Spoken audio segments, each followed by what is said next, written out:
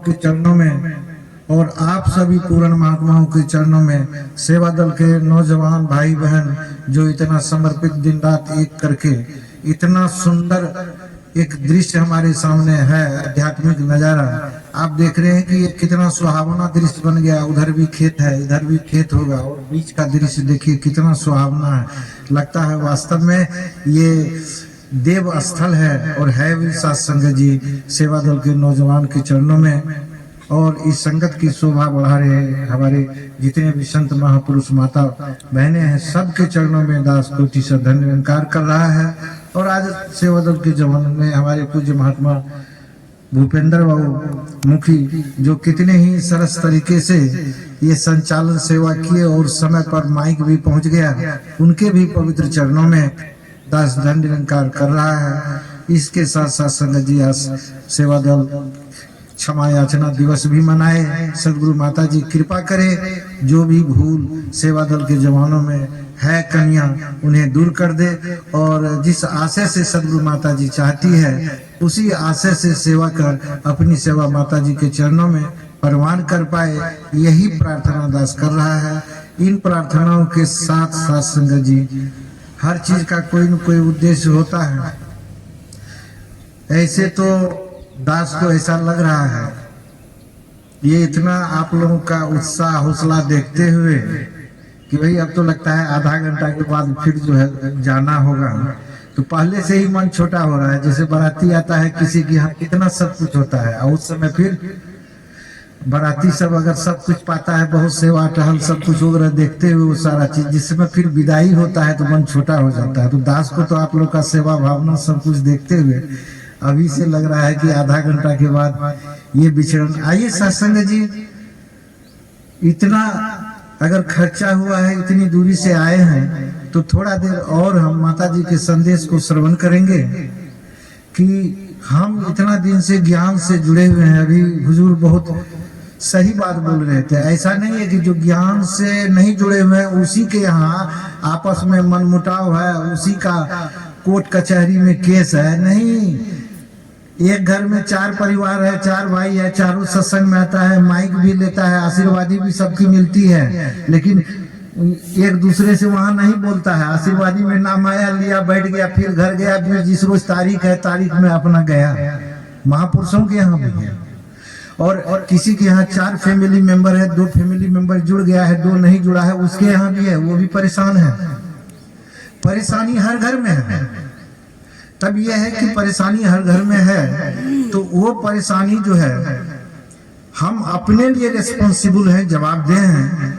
हम अपना आचार विचार बढ़िया बना लें तो हमें देख करके दूसरा स्वतः प्रभावित होगा।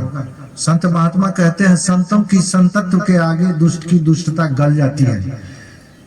कई कहानी हम लोगों ने सुना नहीं कि कितना बार 100 बार जो है थूका संत नामदेव जी पर, और कभी वो गुस्साए नहीं गए। स्नान करने जाते थे, फिर आ जाते थे परमात्मा का शुक्रगुजार कि आज क्या मौका मिला है। आन बार तो एक बार स्नान करके निकलते थे, आज आपकी कृपा है कि इतना बार स्नान करने का मौका मिला। वो थक गया, वो अंत चरणों में झुक गया। ऐसे ही सत्संग जी हम सब भी प्रयास करें, यहाँ जितने भी हैं थोड़ा विश्लेषण करें अपने में। आए हैं ठीक है, बहुत के बच्चे ऐसे होंगे जो घर में फ्री होंगे, स्कूल नहीं गए होंगे, घर में फ्री होंगे, उसको यूं ही छोड़ के अपने आ गए होंगे। हमें प्रयास करना है कि बच्चों को भी संगत में लाएं, परिवार के अन्य मेंबर को भी संगत में लाएं, और अच्छी बातें अगर सुनेंगे तो धीरे धीरे अच्छी बातें घर करते करते उनका भी मन ललायित हो जाएगा इस ब्रह्म ज्ञान को पाने के लिए। ये ब्रह्म ज्ञान कोई साधारण ज्ञान नहीं है, बहुत अनमोल ब्रह्म ज्ञान। हम आप अपने विचार व्यवहार में परिवर्तन नहीं लाते हैं, इसलिए जो नहीं जुड़े हैं उनका ध्यान जो है ज्ञान लेने के प्रति नहीं बन पाता है। वो कहता है कि उसके बारे में क्या करते हैं, वो तो रोज सत्संग में जाता है, माइक पर भी आशीर्वादी लेता है, आप उसके बारे में क्या जानते हैं? आप तो दूर से आते हैं, देख के गए, हम तो उसके बगल के पड़ोसी हैं, हम तो जानते हैं, हमसे पूछिए ना।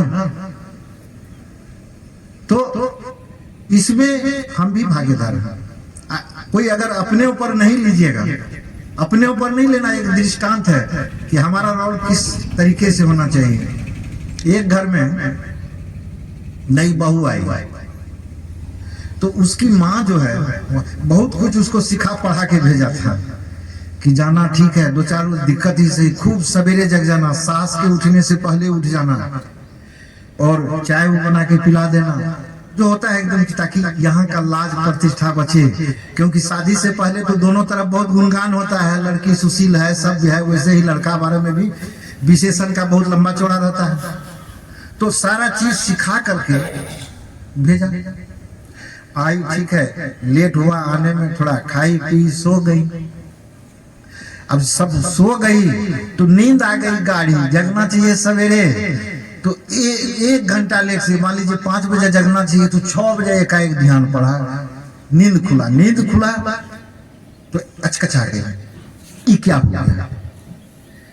अब नई दुल्हन है, नई दुल्हन तो कुछ भी बहुत मेकअप वेकअप करके बढ़िया जाती है, देखी कि लेट हो गया, ऐसे ही हर वर्ड में जैसे तैसे जो है क्या करते हैं, रसोई घर गई। तो जब रसोई घर जाती है ना, तो उस समय देखी कि सास आधा नाश्ता बना चुकी थी। अब तो इनका और पसीना छूट रहा था कि अब क्या, जाते ही जो है देखते हैं कितना सवेरे जगी, आधा नाश्ता बना दिया है, अब तो बरसना ही बरसना है बादल को। बहुत भयभीत थी और कहीं चटपट जो है जैसे होना चाहिए, माजी छोड़ दीजिए, और ये सो जो है पकड़ना शुरू की। तो उनकी सास बोली,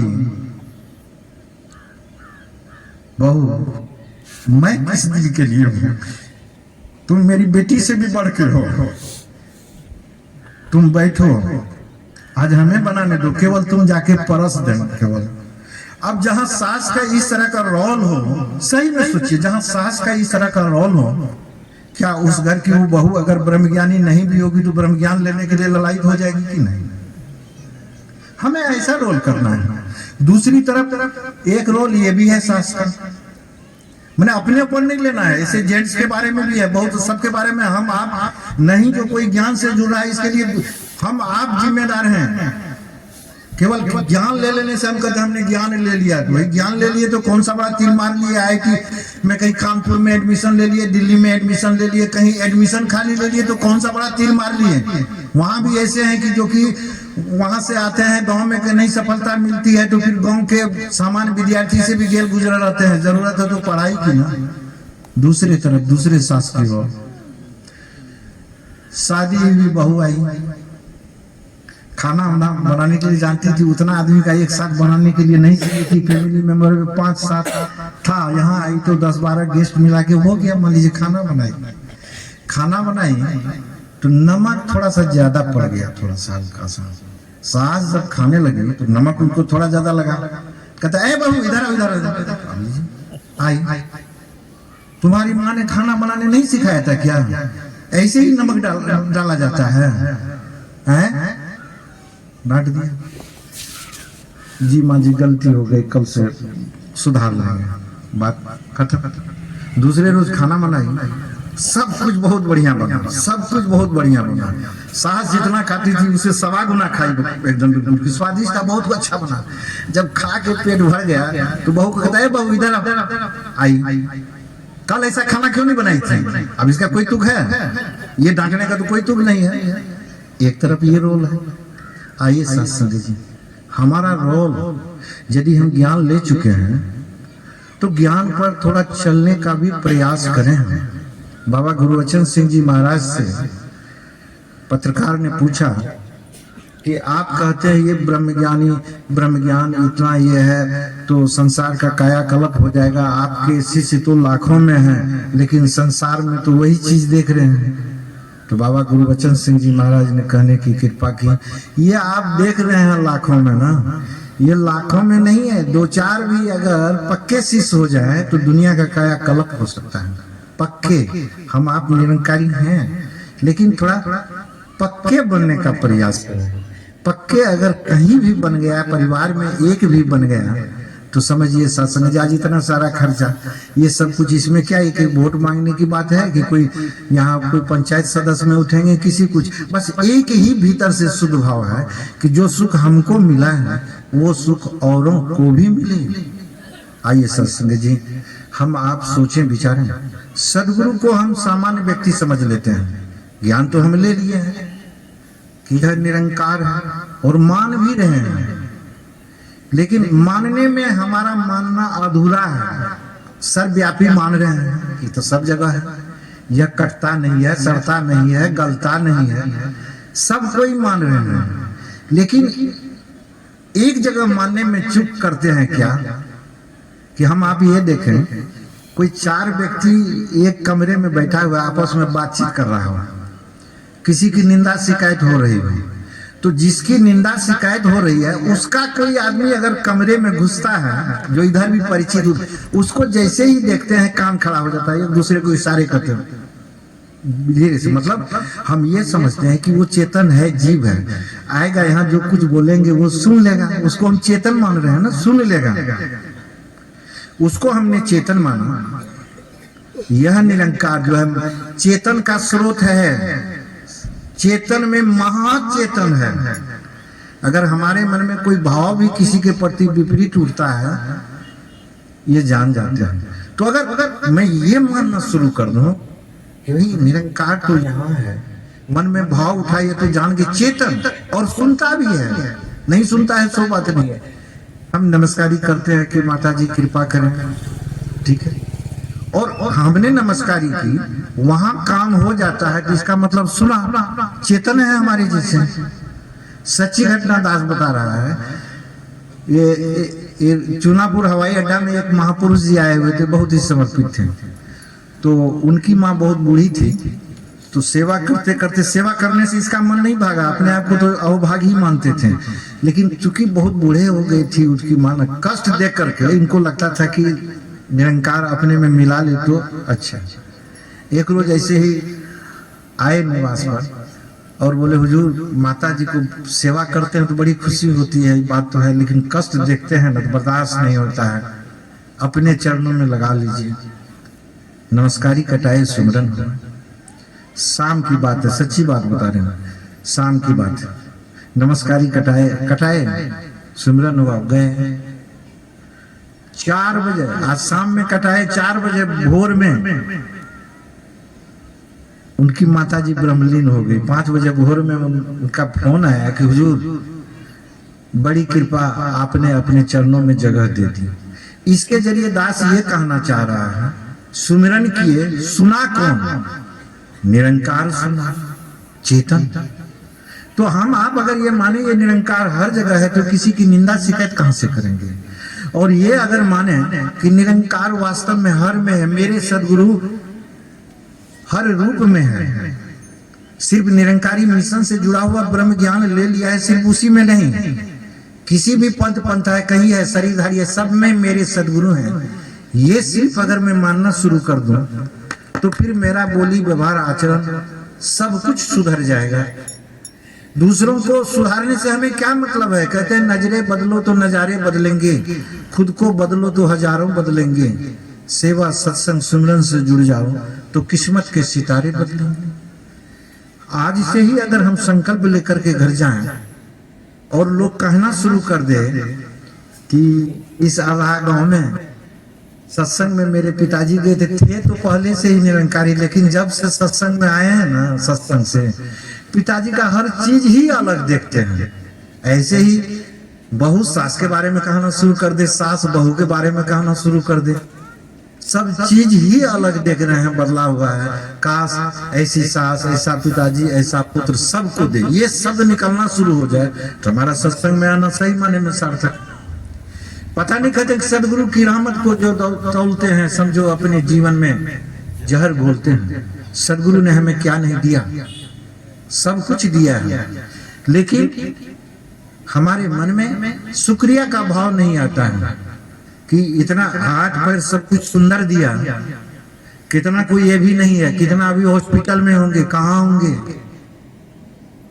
तो सदगुरु की कृपा है, इनका शुक्रिया है, जिस हाल में ये रख दे शुक्रिया है, राजी हूं उसमें जिसमें तेरी रजा है, इधर भी हुआ है उधर भी हुआ है, जिसमें हर हमेशा पॉजिटिव सोच रहता है। संत महात्मा कोई भी चीज उसके जीवन में घटता है ना, तुरंत उसका पॉजिटिव सोच हो जाता है, उसमें वो अच्छाई वाले पक्ष को देख लेते हैं।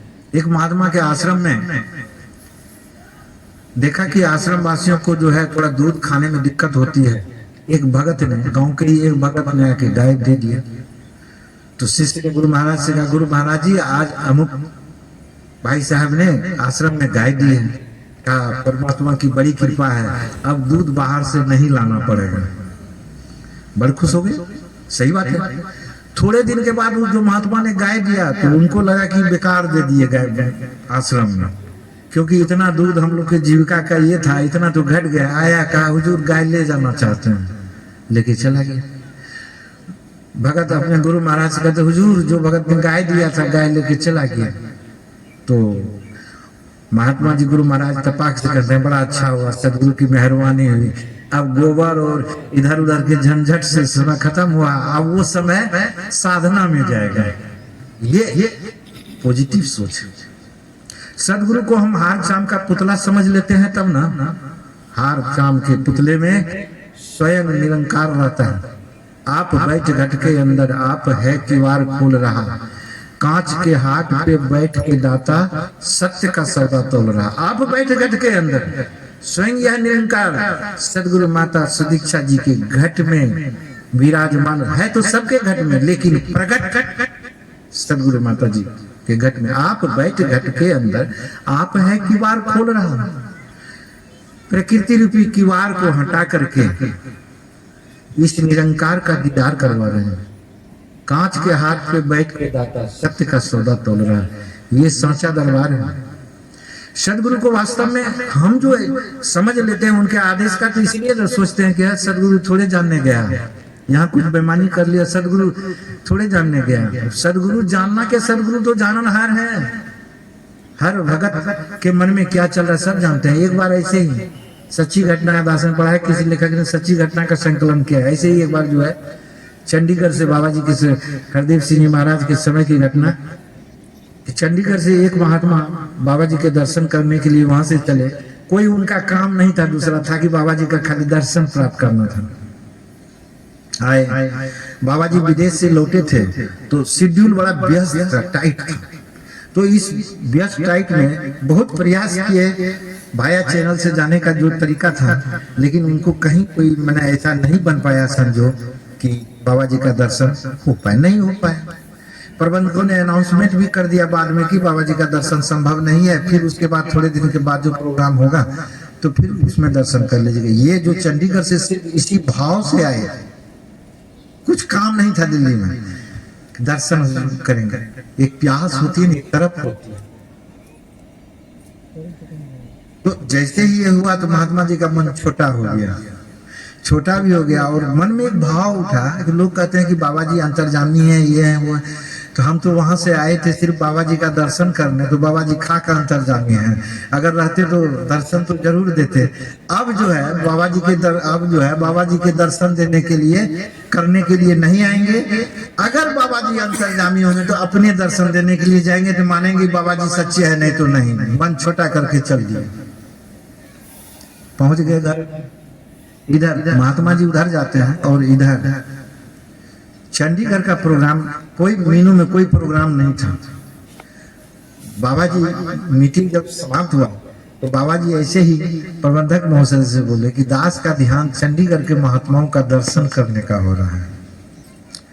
अब कहने की देरी है कि हो गया। कहा हुजूर, फोन लगा कि बाबा जी का प्रोग्राम कब? बस एक सप्ताह के अंदर बाबा जी का प्रोग्राम तय हो गया। आप समझिए बाबा जी जहां जाते हैं तो वहां तो हुजूर का हुजूर की क्या कर, तो प्रोग्राम जो तय हो गया, गए। बहुत विशाल रूप में संगतें हुई, नमस्कारी की लाइन लंबी लंबी सब कुछ चल रही। वो जो मलाल था जिसके मन में लौटा था ना, वो भी लाइन में लगा हुआ था।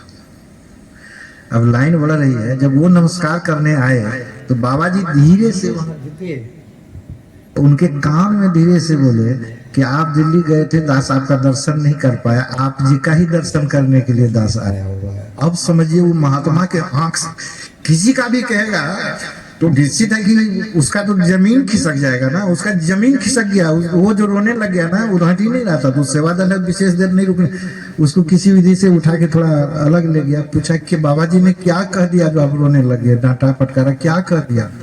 उन्होंने जब घटना बताई तो सत्संग जी वास्तव में, इसीलिए सदगुरु अभी भी सदगुरु माता सुदीक्षा जी महाराज वही ज्योति है, और एक से एक भक्तों के जीवन में भी करिश्मा होता है। तो सदगुरु के आदेश का, अगर कोई भी आदेश का हम उल्लंघन करते हैं ना, तो लक्ष्मण रेखा की भांति हमारे लिए होता है। माता सीता ने लक्ष्मण रेखा को लांघ के गई तो फिर रावण के कैद में चली गई ना। एक लक्ष्मण रेखा बाजार से भी हम मंगाते हैं, कहीं कॉकरोच तिलचिट्टा ज्यादा हो जाता है, खींच देते हैं। जो तिलचिट्टा जो है लक्ष्मण रेखा को पार करता है, उसका जीवन बचना मुश्किल है। इसलिए सत्संग जी, हम गुरु के आदेश को ब्रह्म वाक्य माने, आज से ही प्रयास करें हम ज्ञान पर चलने का। कहते ने गुरु ज्ञान से निरंकार को जाना है, पहचाना है, इससे एकमिक हो जाना ही, असल में इसको पाना है। ऊपर ऊपर तैरने वाला हासिल क्या कर पाएगा, गहराई में जाने वाला ही मोती चुन के लाएगा। आइए सत्संग जी, ऊपर ऊपर तैरने वाला ये क्या है? ऊपर तैरने वाला सत्संग में बैठे हैं, ऐसे ही आगे बैठे हैं, किसी का विचार सुन रहे हैं, किसी का नहीं सुविधा देख रहे हैं, अरे वो उस पंथ का है, अरे वो उस जात का है, अरे वो अमीर है, अरे वो गरीब है, अरे वो भेदभाव कर दिया, अरे वो जानते हो। अब ये चीज ऊपर ऊपर, वो काला वो गोरा वो, ये है ऊपर ऊपर देखना। अरे वो तो मिशन से नहीं जुड़ा हुआ है, अब मिशन से जुड़ा हुआ धनकार वो आया तो कोई खास रिस्पॉन्स ही नहीं। मतलब ये ऊपर ऊपर देखने वाली बात है कि ऊपर ऊपर देखने वाला हासिल क्या कर पाएगा, गहराई में जाने वाला ही मोती चुन के लाएगा। जो गहराई में, समुद्र की गहराई में कीमती चीजें होती है, तो जो गहराई में जाएगा वही मोती चुन के लाएगा। जो गहराई में जाएगा, गहराई में जाएगा कैसे? गहराई में जाने के लिए क्या करना पड़ेगा? गहराई में जाने के लिए सेवा सत्संग सुमिरन करना पड़ेगा। ज्यों ज्यों सेवा सत्संग सुमिरन को हम अपनाते चले जाएंगे तो इस निरंकार के गहराई में चले जाएंगे, और इस गहराई में ज्यों ज्यों गहराई में जाएंगे, बोली व्यवहार आचरण सब बदलता चला जाएगा हमारा। आप ही लोग सब को कहिए, अभी ठीक है, दो बात कोई कहा बर्दाश्त नहीं किए, तबीयत खराब हो गया, एकाएक ले गया आईसीयू में भर्ती है। अब यदि कोई मिलने के लिए वो आदमी भी जाएगा ना, जिसे ऐस तैस कर रहा था, उसको भी कहेगा भैया गलती माफ कीजिएगा, तो मैं बोल दिए तो मेरा अंतिम समय है। ये बात जो है, ये अंतिम समय किस समय, किसका अंतिम समय होगा ये बोलिए, ये तो कोई नहीं जानता है ना किस समय अंतिम समय होगा। लेकिन हम आप थत्तर हैं, थत्तर जानते हैं किसी भी समय विदा हो सकते हैं, फिर भी थोड़ा बढ़िया अपने आप को देखते हैं ना, कहते हैं अभी थोड़े ही हम जाएंगे। लेकिन कभी कभी ऐसा भी तो पता चलता है कि श्राद्ध में कोई आया, इसको खाया पिया सब कुछ टेबल पर बैठा, हाँ टीटी गया, ब्रेन हेमरेज, हार्ट अटैक हो गया, पता चलता है क्या कि वो भी नहीं रहे। कौन जानता है? श्राद्ध में भोज करके खा के आए और हमारा श्राद्ध हो गए, कोई नहीं जानता है ना। इसलिए समय अनिश्चित है, आशाओं की हुई खात्मा, सकल कामना पड़ी रही, पथ परदेसी हुआ रवाना, खाली खाया पड़ी रही। तो जीवन का शाम होने से पहले हम सब ने इस निरंकार का ज्ञान ले लिए हैं। जो ले लिए हैं वो खुश नसीब हैं, उसके लिए दरवाजा खुला है, उसके लिए दरवाजा खुला हुआ है। ये कल के विचार में ही हमारे आदरणीय राजभामी जी कह रहे थे कि किसी ने बाबा जी से पूछा कि बाबा जी आपके भगत कहते हैं कि जो ब्रह्म ज्ञान को ले लेते हैं तो उसके सुख का, शांति का गारंटी बाबा जी ले लेते हैं, तो क्या जो ब्रह्म ज्ञान ले लेता है तो उसका सुख का और शांति का, मुक्ति का गारंटी आप ले लेते हैं हुजूर? तो बाबा जी ने कहा कि जो ज्ञान लेते हैं उसके सुख शांति की गारंटी तो नहीं, लेकिन जो ज्ञान पर चलेंगे उसको सुख शांति निश्चित मिलेगा, इसकी गारंटी है। आइए सत्संग जी, हम भी चलें। आइए सत्संग। अब बात आती है कि पूजा पाठ तो सभी कर रहे हैं, पहली बात वही गहराई में जाने वाला सुमिरन। यदि सुमिरन में ही हमारा मन अगर जुड़ जाता है ना, तो फिर ये बात जो होती है ना कि आनंद आनंद वाली बात, बिल्कुल सही बात है कि सुमिरन से सुख होता है, सुमिरन से दुख जाए, कहीं कबीर सुमिरन किए साईं माही समाए। सुमिरन, और हमारा आपका सुमिरन कैसे होता है? 5 मिनट सुमिरन करेंगे, उधर खट होता है तो उधर ध्यान चला गया, फिर 5 मिनट सुमिरन करेंगे तो मन में कोई तीसरी बात आ गई, बाबा अवतार सिंह जी, बाबा बूटा सिंह जी से ज्ञान लेने के बाद सुमिरन करते हुए वो छावनी सैनिकों की क्रॉस कर रहे थे। सुने, बाबा बूटा सिंह जी ने पूछा कितनी खानी होती है, 3 बार पूछा, 4 बार पूछा, नहीं जवाब दिया। तब थोड़ा जोर से ध्यान अट्रैक्ट करने के लिए पूछा, तब बोला हुजूर नहीं सुन पाए। कहाँ थे? कहा सुमिरन में खो गए। वहां वो सुमिरन में खो गए, हम कहाँ खो पाते हैं। इससे इकमिक हो जाना ही, हर पल हर क्षण इसका एहसास। संत निरंकारी मिशन किसी भी पंथ पंथाए के विचारधाराओं से कोई विरोध नहीं है, कहीं कुछ नहीं है। सिर्फ एक ही बात कह रहे हैं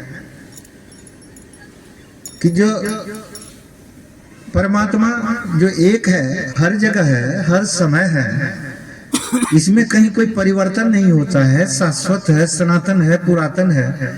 सृष्टि के आदि में जैसा था वैसा अब है। जब सृष्टि प्रलय में समा जाएगी तब भी इसमें रत्ती भर परिवर्तन नहीं आएगा।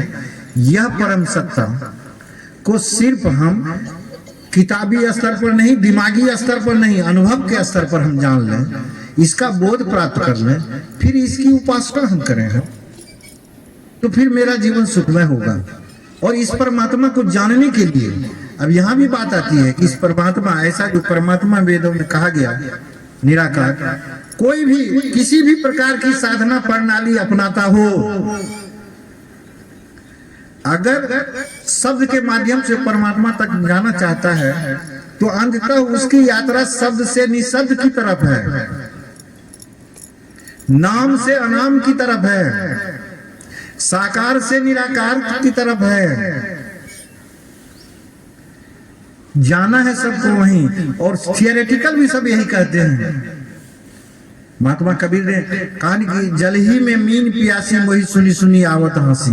अगर मछली जल में ही है और वो अपने आप को प्यासा महसूस करे, किनारे पर खड़े इंसान को बड़ा आश्चर्य लगेगा। और हम आप परमात्मा में ही विचरण कर रहे हैं,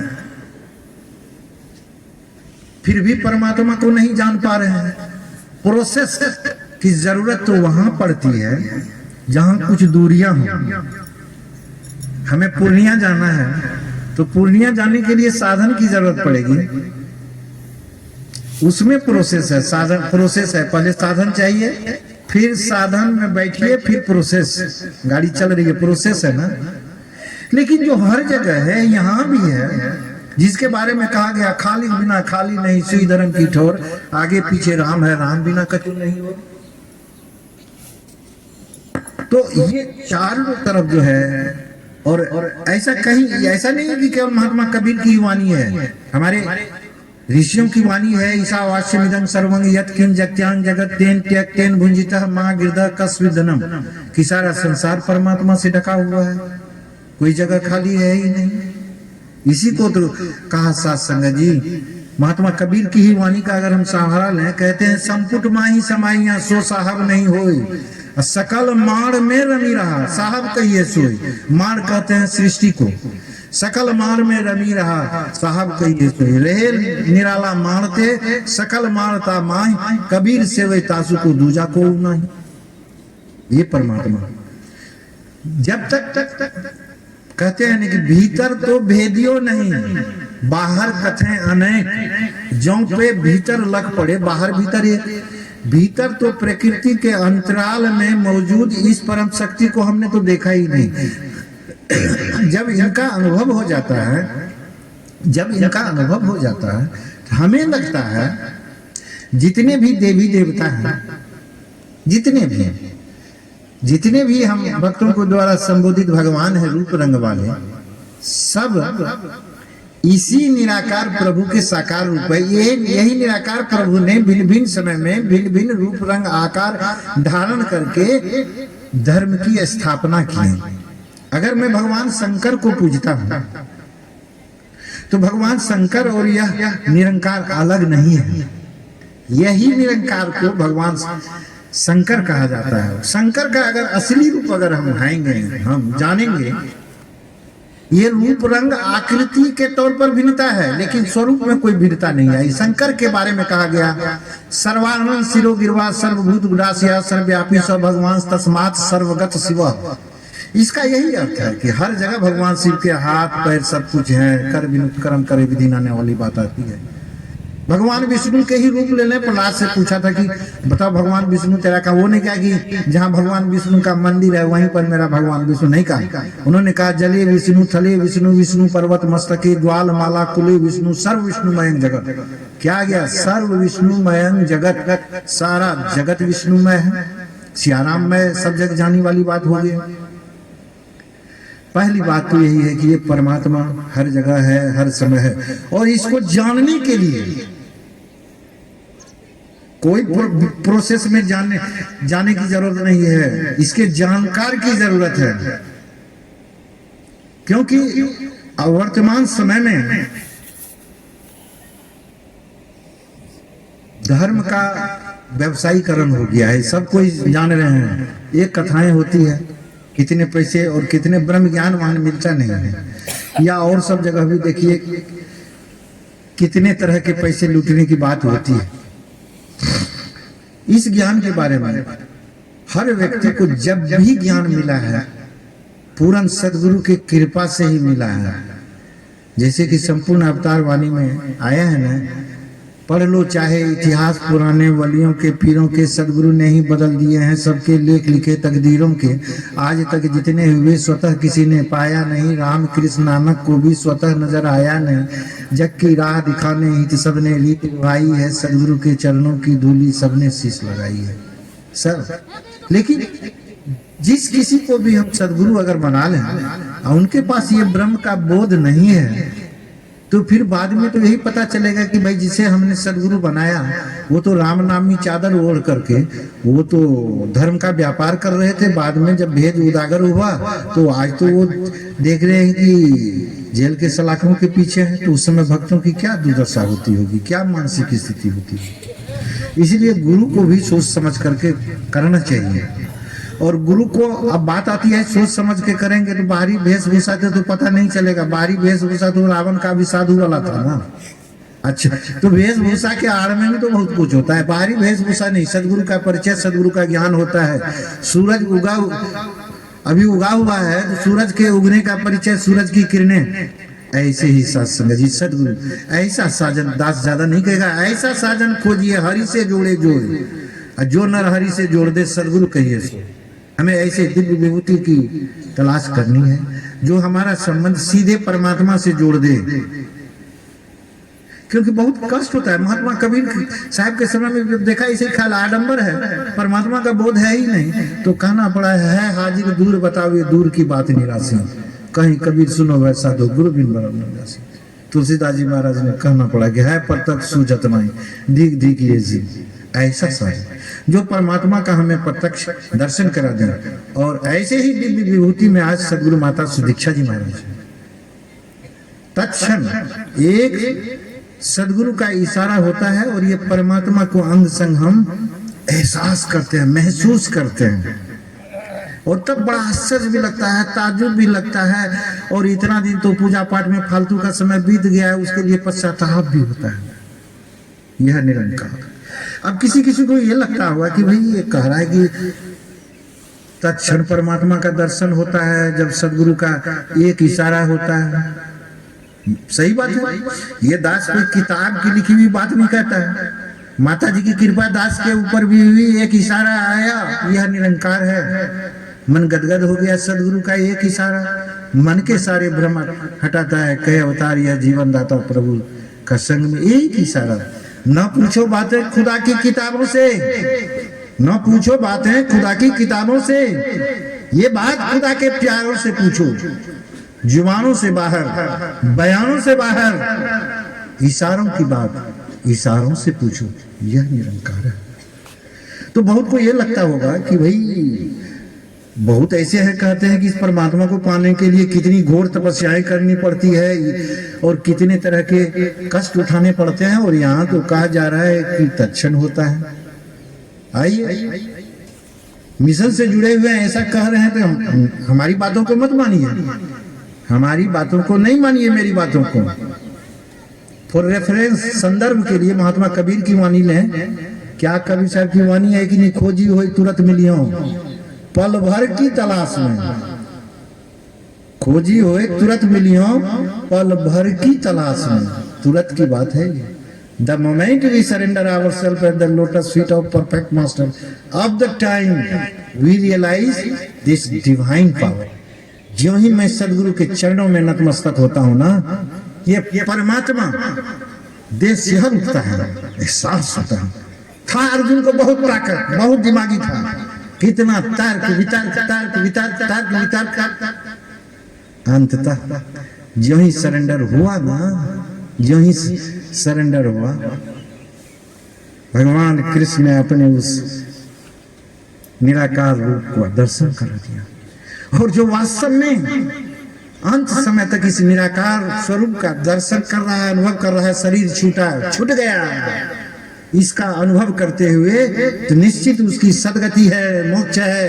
अंत काले चो मामेव सुमरन मुक्त्वा क्लेर्मन, यह प्रयाति सब भावन याति नास्त्र संशय, भगवान कृष्ण की वाणी है। अंत काल जो गुरु को ध्याता, जमुना खुले उनको खाता। आइए आज हमारे महानंद बाबू सचमुच में बड़े ही पुण्य का कार्य किए हैं। धन्य है इनके पिताश्री को कि ऐसे सुपुत्र को जन्म दिए, और धन्य है आप लोग भी, और दास भी अपने आप को बड़भागी मान रहा है कि सदगुरु माता जी के समय में हम सब हैं। सत्संग समाप्ति के बाद जीवन बड़ा क्षणभंगुर है। जो ज्ञान नहीं लिए हैं, नहीं जाने हैं, इसमें कोई पैसा कौड़ी कहीं कुछ नहीं लगता है। आप इस ब्रह्म को जान सकते हैं, और जो पहले से ज्ञान लिए हुए हैं उनके लिए भी तोहिनी की बात है कि अभी तक अपने अंदर में परिवर्तन नहीं ला सके। प्रयास करें अपने अंदर ही परिवर्तन लाने का। जब तक नहीं परिवर्तित होंगे तो इस ज्ञान का फायदा नहीं होगा। मुक्ति का हकदार वही है, ज्ञान को जो जन जीता है, के हृदय विष को तजकर नाम का अमृत पीता है। ज्ञान को बड़ा परिस्थितियां तो सही में बहुत विषम आती है, हर व्यक्ति के जीवन में आती है। हम आप उस श्रेणी में नहीं आए कि पढ़ रहे हैं पुस्तक सहनशीलता, और पत्नी बड़ी अच्छी ही बात कर रही है कि खाना खा लीजिए ठंडा रहा है, पढ़ रहे हैं पुस्तक सहनशीलता, और 2-4 बार कहा तो मन फेटा हुआ तो वही किताब ही फेंक दी उसके सिर पर। कहानी जानते हैं। आइए शास्त्र जी निरंकारी, कल का ही राजपिता जी का विचार जो सुने होंगे, करें कि अगर निरंकारी हैं तो हर एंगल से निरंकारी औरों को भी दिखनी चाहिए, हर एंगल से। खाली तो ही निरंकार नहीं, धन निरंकार हजूर महाराज से ही नहीं, हर एंगल से। क्रिटिकल सिचुएशन में भी हम निरंकारी ही हैं। A devotee always remains devotee whatever situation में भी। कोई भी परिस्थिति जीवन में आता है ना, वो हर हमेशा वो डिवोटी ही रहता है। हरि इच्छा प्रभु इच्छा। अगर अनुकूल हो गया प्रभु कृपा, प्रतिकूल हो गया प्रभु इच्छा। प्रभु इच्छा में भी मेरा सुख ही छिपा होता है। प्रभु इच्छा तत्क्षण हमको लाभ नहीं दिखता है, तत्क्षण हमको लगता है घाटा हो गया, लेकिन दूरगामी परिणाम क्या होता है हम तो नहीं जानते, उसमें भी लाभ ही छिपा होता है ना। एक व्यक्ति गांव में इस दृष्टांत के साथ समाप्त करेगा। एक व्यक्ति गांव में था, प्रभु परमात्मा का भगत, उसको एक लड़का था, और इसके पहले तो पुराने मैथी में लोग बहुत घोड़ा सब भी रखते थे, उससे व्यापार करते थे। उसके पास एक घोड़ा था, वो घोड़ा उनके जीविकोपार्जन का साधन था। एक रोज घोड़ा जो है भाग गया। गाँव वाला लोग जो है उनके यहाँ जो है भगत था, आया उनको कहने के लिए, तेरे जितना भगत हो भगवान ने अच्छा नहीं किया, घोड़ा तुम्हारा भाग गया। तो इन्होंने कहा प्रभु इच्छा, ठीक है आप कह रहे हैं, लेकिन ये प्रभु इच्छा। 2-4 रोज के बाद जो है ना, वो घोड़ा अपने 3-4 जंगली घोड़े के साथ आ गया उनके अथी पर। तो फिर गांव का लोग सगाया, कहा रे तुम्हारे ऊपर तो परमात्मा की कृपा हो गई। एक घोड़ा गया, देखते हैं 3-4 घोड़ा आ गया, का प्रभु कृपा। उसके बाद जो है थोड़े दिन के बाद उनका एक बेटा, उनको इच्छा हुआ कि अब ये तो जंगली घोड़ा है, इसको थोड़ा पालतू बनाए। वो जंगली घोड़े में से एक घोड़ा को वो जो है ना सिखाने लग गया, दौड़ाने लग गया, उसको पालतू बनाने लगे। घोड़ा उसको पटक दिया, उसका टांग टूट गया। अब टांग टूट गया तो फिर गांव वाले आया, कहा भगवान तो तुम्हारे साथ अच्छा नहीं किया, पता नहीं कहे ऐसा भगवान करता है इतना भगत। ये बोली प्रभु इच्छा।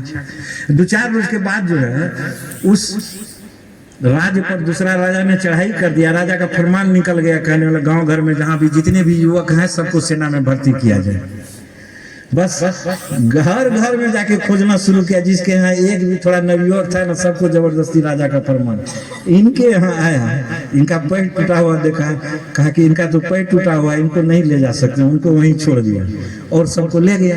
फिर वही गांव वाले सब कह रहे परमात्मा की तो तेरी बड़ी कृपा है, तुम्हारा पुत्र तो बच गया, आज में कल तो पैर ठीक हो जाएगा, अब तो हमारा सब ले गया वहां पकड़ के युद्ध में, पता नहीं वापस आएगा कि नहीं। आइए सत्संग जी, भगत की इच्छा, जो परिस्थिति हो जाए हम खुश रहें, सेवा सत्संग सुमरन करते आगे बढ़ते चले जाएं। एक बार फिर अगर बोलने में कहीं भूल चूक हुई तो क्षमा, लेकिन दास को भी आशीर्वाद दें कि वो चीज अपने जीवन में ढाल पाए। आज से एक एक संकल्प, एक तो कोई भी संकल्प जरूर लेके जाइए, ताकि मेरे पीठ पीछे कोई न कोई एक अच्छाई वाला निरंकारी, कहते कोनो एंगल से, कोई एक एंगल से अभी हम निरंकारी देखें, ऐसा कुछ। सब कोई अपने अपने डिमेरिट के बारे में जानते हैं, उसी में एक डिमेरिट को भी कम से कम सुधारने का ध्यान में रखे जाए हम। और इस कार्यक्रम में जितने महात्माओं का जिस रूप में भी सेवा है सदगुरु माता जी सबकी सेवा को प्रमाण करें, और इसी प्रकार से नए साल में सेवा सत्संग सुमरन करते हुए जीवन का आनंद सभी लेते चले जाए। इन्हीं प्रार्थनाओं के साथ सत्संग जी प्यार से कहिए।